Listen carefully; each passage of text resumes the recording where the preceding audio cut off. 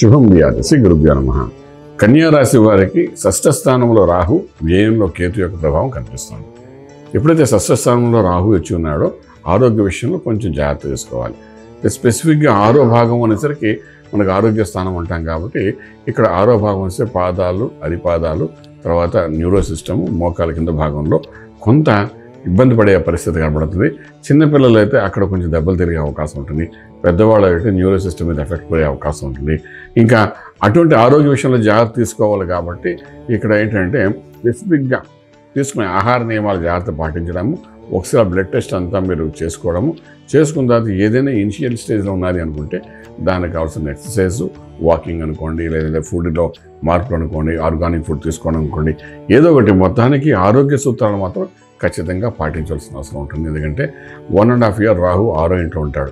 3, 6, 11 స్థానాల్లో పాపగ్రహాలు శుభాన్ని సూచిస్తాయి, మంచిదే. కానీ ఇది ఇక్కడ 6వ స్థానంలో ఉన్నాడు కాబట్టి వెల్త్ అనేది బాగా ఇంప్రూవ్మెంట్ చేస్తాడు. కానీ హెల్త్ విషయంలో మాత్రం కొంచెం చిరాకు పెట్టే అవకాశం ఉంది. కాబట్టి దానికి సంబంధించి కొంత ధ్యాస తీసుకుని ముందుకు వెళ్ళగలిగితే చాలా బాగుంటుంది.